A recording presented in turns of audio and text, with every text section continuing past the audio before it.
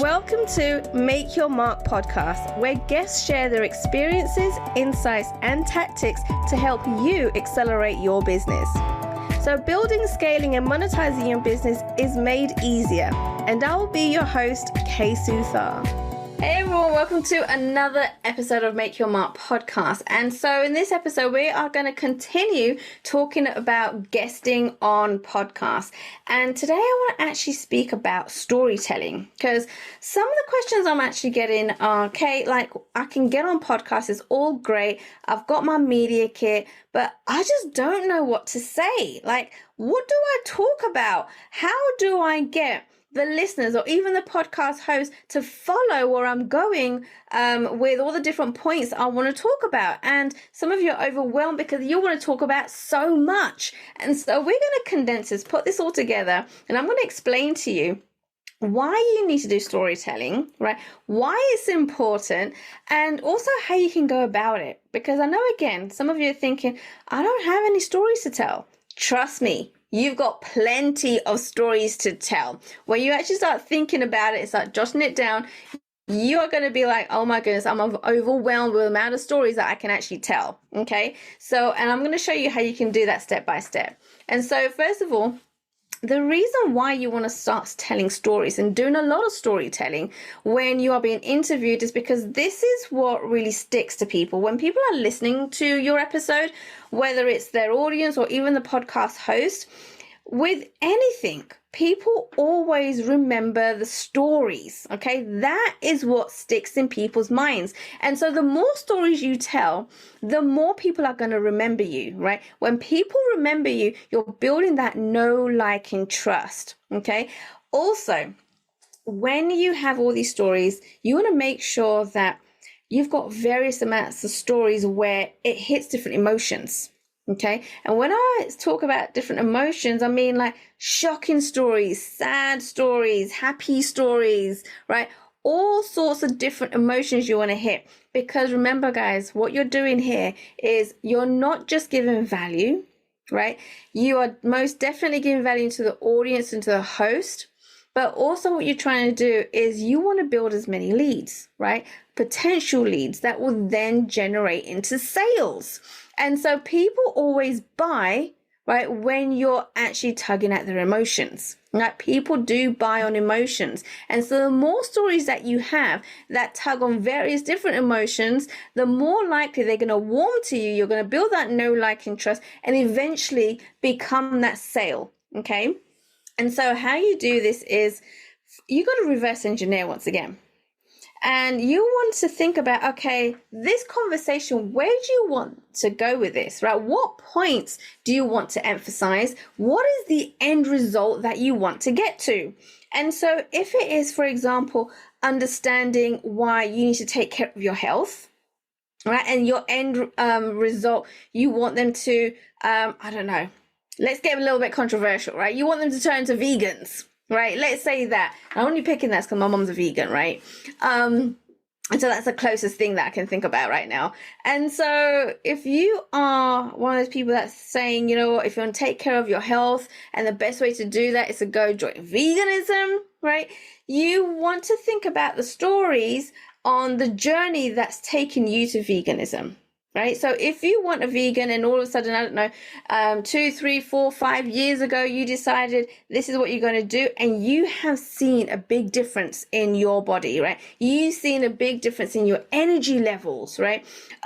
If people are complimenting you about your skin, whatever it may be, you want to think about those kinds of stories. Okay. And so take them on a journey as to where you was at, what was happening in your world, right? Some of the challenges that you were facing, what was working, what wasn't working for you, why you decided to then transition into veganism, and then talk about the results that you saw. And so when you take on the journey, you want to think about the stories, okay?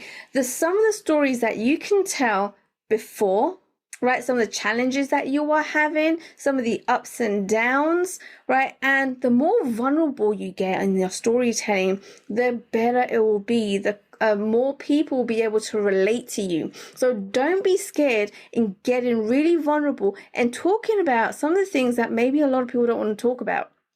People want to know the real you. People want to be able to see that you are a real person. They don't want to see perfection. Nobody wants perfection, although that's probably what you see all the time, right? Whether it's on TV, on podcasts, wherever it is, you probably think, oh my goodness, this person is perfect. People do not want to see that, right? Trust me. And in fact, I can tell you, when I first got onto podcasting, and I tried to be something that I thought people wanted me to be, because that's all I was seeing. I was like, I've got to be perfect. I've got to say the right things. I've got to do the right things. I've got to keep on putting that smile on my face. And do you know what? People end up saying, oh, you look really robotic. And I'm like, well, that's not what I was going for, right? And so when it comes to being genuine and authentic, people can notice this. And if you're not being on any of those things, again, people will notice this. So you just want to be yourself. Talk to the host just like you're speaking to another person in a room, right? And if you can even think of it in that perspective, that it's just a conversation between you and the host, right? It's going to make a better episode for you and the host. Why? Because if it's just a conversation that's two-way, and you're not kind of thinking of it as something that you're talking to a room of people, all of a sudden what's going to happen is when listeners listen to your episode, it's going to feel like, oh my goodness, they're eavesdropping on a conversation. And to be honest, people love to eavesdrop, right? I know a lot of people say, oh no, I don't eavesdrop, but I guarantee you everybody loves a little bit of eavesdropping, right? And so if you can create that in an episode, you're going to find more listeners. And so when you start dropping all of these different stories that are shocking, that are exciting, that are like, oh my goodness, that's happened to me. I can't believe I'm not the only person this has happened to. People start relating. The more people are going to start listening and chiming in to your presence online. They're going to start doing their research behind you. Okay, and so you want to get as vulnerable as possible and have shocking, exciting stories, right? All throughout, making sure they are relevant to the points that you're trying to put to them. And so if you are talking about veganism, you don't want to start talking about pets necessarily. Okay, if you start talking about this pet that you absolutely love, or you have a parrot or an owl or whatever, and it's got no relevance to where you're going, then keep that story out. It's got no business being in this talk. Okay, so start brainstorming some of the points that are relevant to where you want to get to. And then have some of the stories that you think will actually really go really well with where you're going with this, right? Your entire journey. And so, for example, I remember when I was actually talking to people about being on live podcasts, right? And so a lot of people are scared of being live. People are scared of being on camera, but they're really scared of being live and being interviewed live, where you have people right there interacting in front of you. And I remember my first time when I went onto a live podcast, and I was super excited, but so nervous as well, because I can see all these people and they're writing in the comments, and I'm like, I don't know if they're going to like me or not, or they're not going to like any of the information. I might even get booed off a stage. And so as I was talking, I remember something that I just could not prepare for happened. Right? And all of a sudden, my mum comes flying in through the door and shouts out that she's done my laundry and put my underwear on the bed. Like, guys, there was nothing I could do at this point. It couldn't be edited out because it was live. And so I remember just standing there. I stood there in hopes that, oh my goodness, if I just stay still and I don't move, that I will turn invisible and nobody will see me, because that's what I was hoping for. And I was just hoping that the ground will swallow me up. It didn't happen, guys. It did not happen. And so what happened after was shocking. I got booked on more podcasts, right? I even had the host invite me to speak on his 3-day summit just because it caused so much engagement. My mum came flying through the door, and what I thought was horrific was actually a blessing in disguise. Okay? So when you start telling stories like this that are shocking, right? That nobody else wants it to happen to them.